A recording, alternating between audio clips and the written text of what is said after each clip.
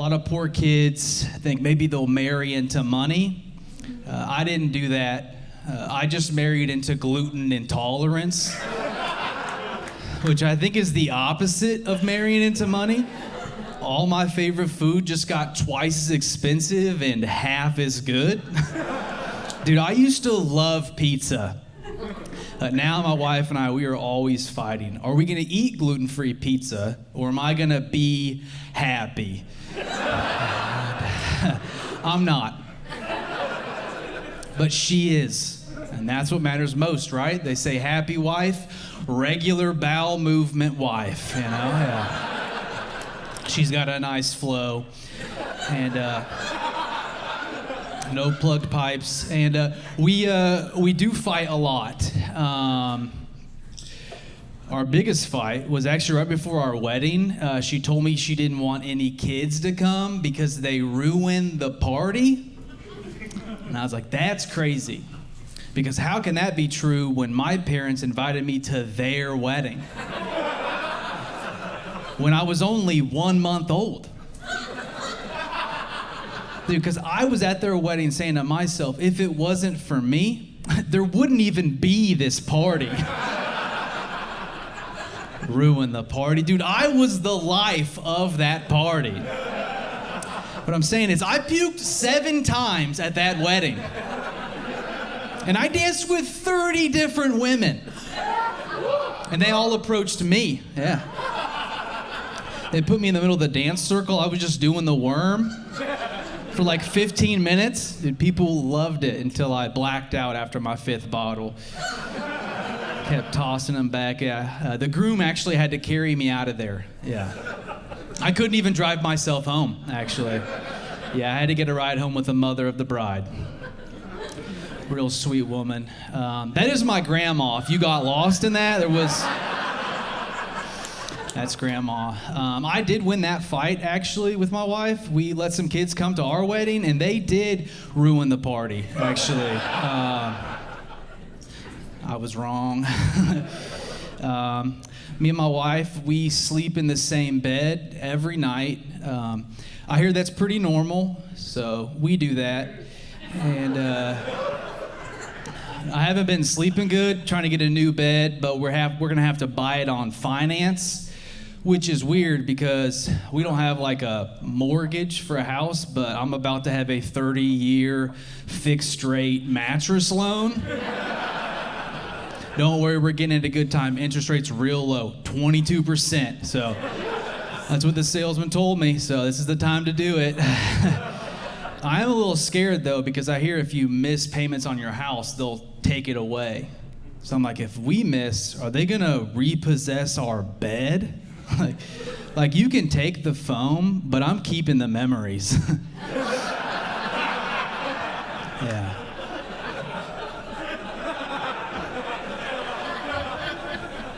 Except for the stain, you can take that, yeah. No one needs to remember eating their 3rd McRib at 1 a.m. in bed, you know? Just the oil just dripped through the sheet into the mattress, just like the shame seeped into my soul. And no, some memories are better repossessed. And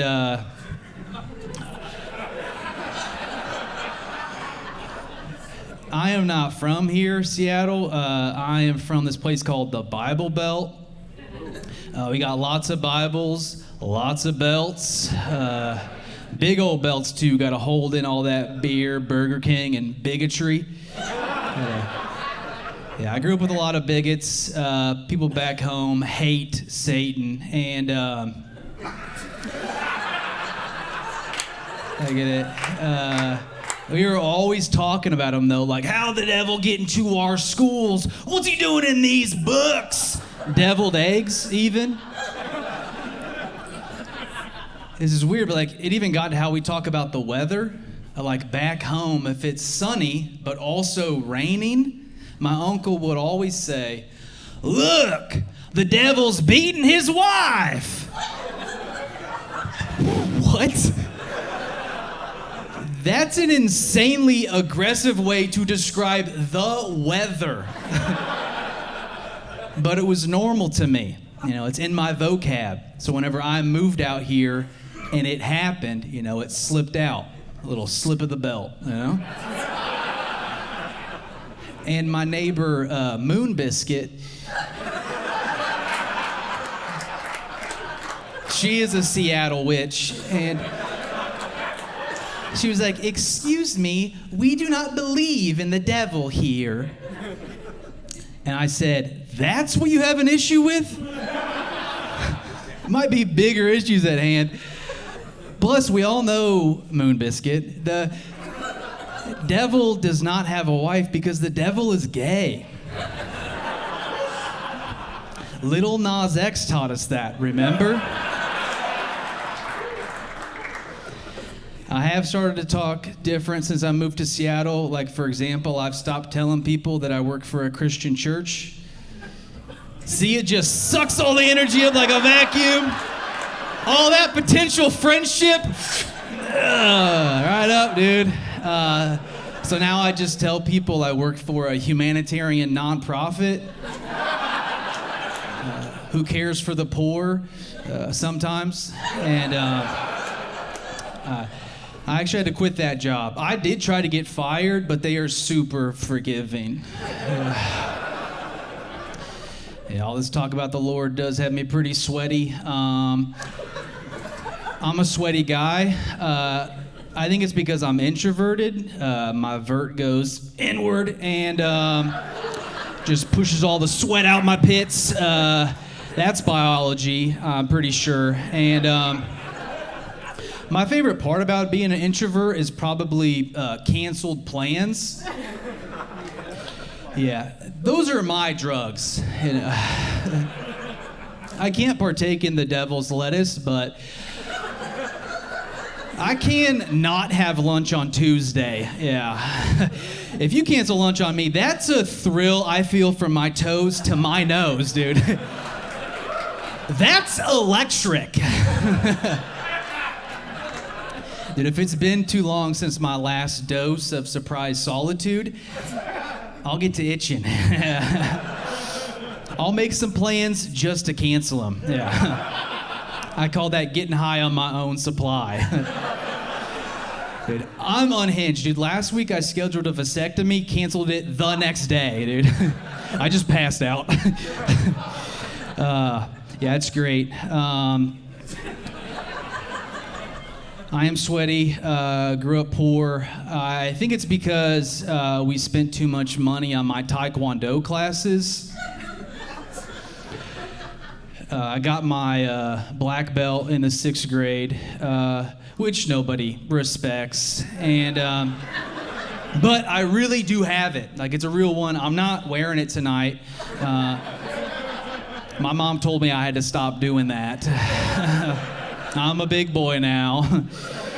So that's when I gave her a roundhouse kick to the face.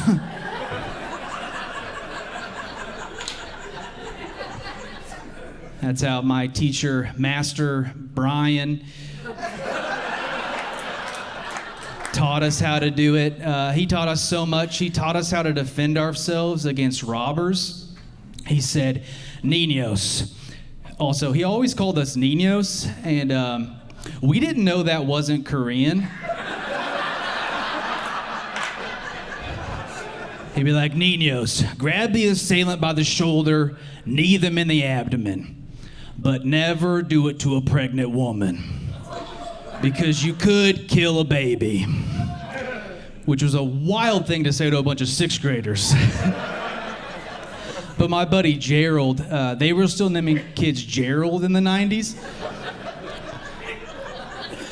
Jerry was like, "Master Brian, are there a lot of pregnant women robbing 6th graders? Also, how do we know the baby's innocent?" We're like, "Dang, Jerry, that's crazy." I don't remember what Master Brian said to him, because he just said like a bunch of crazy stuff, because at night he taught Taekwondo, but by day he was a corn farmer.